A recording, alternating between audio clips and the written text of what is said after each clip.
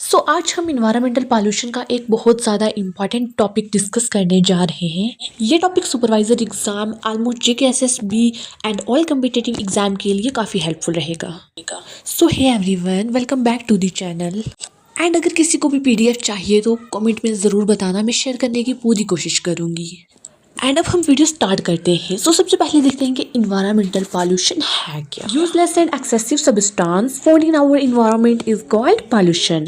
हमारा ये जो इन्वायरमेंट है, अगर इसमें ज़रूरत से ज़्यादा सब्सटेंस पाए जाएंगे या फिर नुकसान पहुंचाने वाले सब्सटेंस पाए जाएंगे तो इससे ही हम इन्वायरमेंटल पॉल्यूशन कहते हैं। ठीक है, आपको अच्छे से समझ आ गया होगा कि इन्वायरमेंटल पॉल्यूशन है क्या।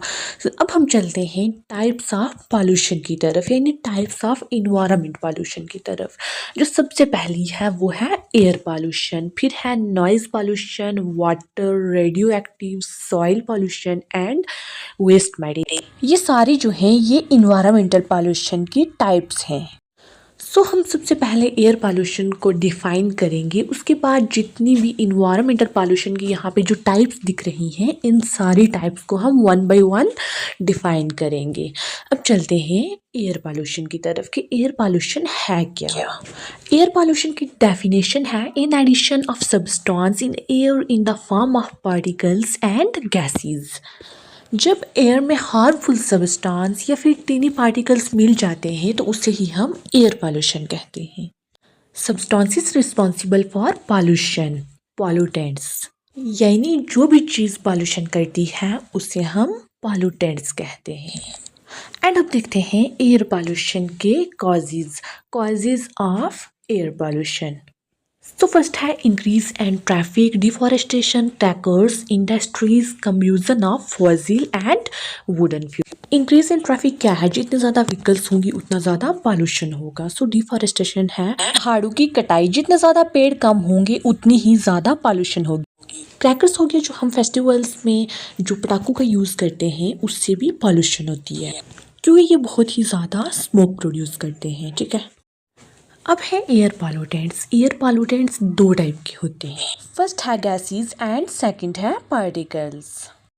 सबसे पहले हम देखते हैं पार्टिकल्स पॉल्यूटेंट्स क्या है।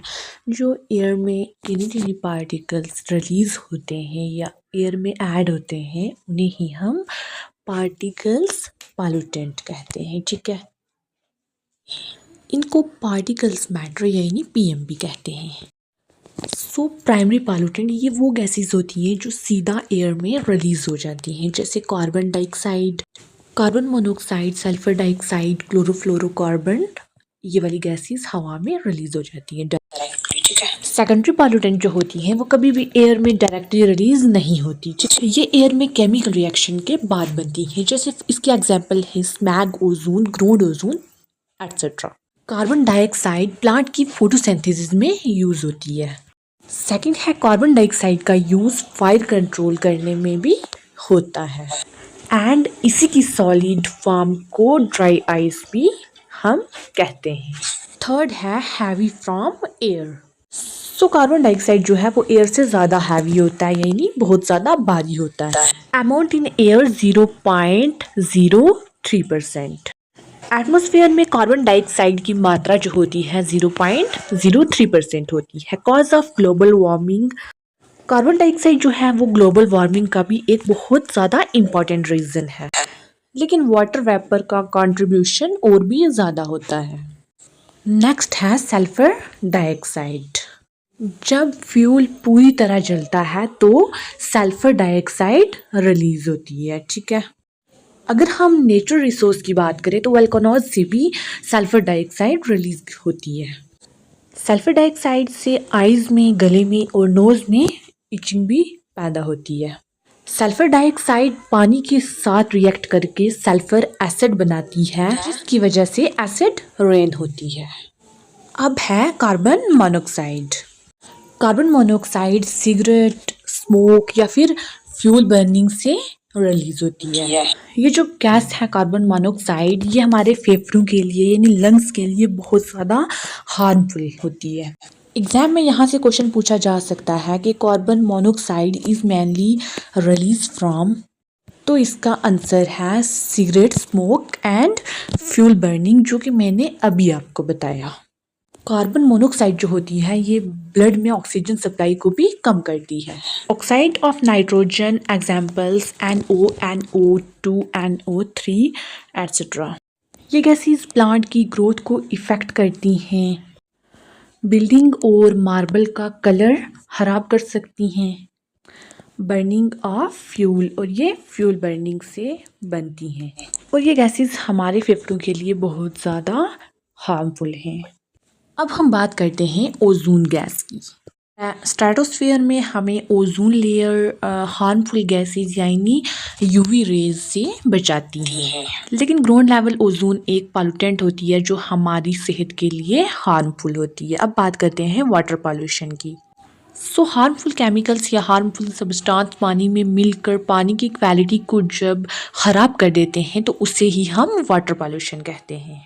वाटर पॉल्यूशन के जो रिसोर्सेज होते हैं वो होते हैं industrial waste, dead bodies, polythene, chemicals और भी बहुत सारे होते हैं। और जो सबसे बड़ा सोर्स है वाटर पॉल्यूशन का वो है ह्यूमन एक्टिविटीज़। अब बात करते हैं प्यूरिफिकेशन ऑफ वाटर की। प्यूरिफिकेशन का मतलब होता है वाटर को साफ और पीने के लायक बनाना। प्यूरिफिकेशन ऑफ वाटर के 3 मेथड होते हैं जिनसे हम पानी को साफ और पीने के लायक बना सकते हैं। तो जो फर्स्ट मेथड होता है वो होता है हाउस होल्ड फिल्टर, यानी घर में यूज़ होने वाले पानी को फिल्टर से हम क्लीन कर सकते हैं। सेकंड है बॉयल, यानी जब हम पानी को उबालते हैं तो बहुत सारे जर्म्स जो हैं वो मर जाते हैं। थर्ड है क्लोरीनेशन, पानी में क्लोरीन मिलाकर जितने भी बैक्टीरिया हैं या फिर जर्म्स हैं उनको ख़त्म किया जाता है। फ्रेंड्स, आज के लिए इतना ही। जो बाकी की पॉल्यूशन की टाइप्स रहती हैं वो हम कल पार्ट 2 में डिस्कस करेंगे। आई होप कि आपको वीडियो अच्छे से समझ आई।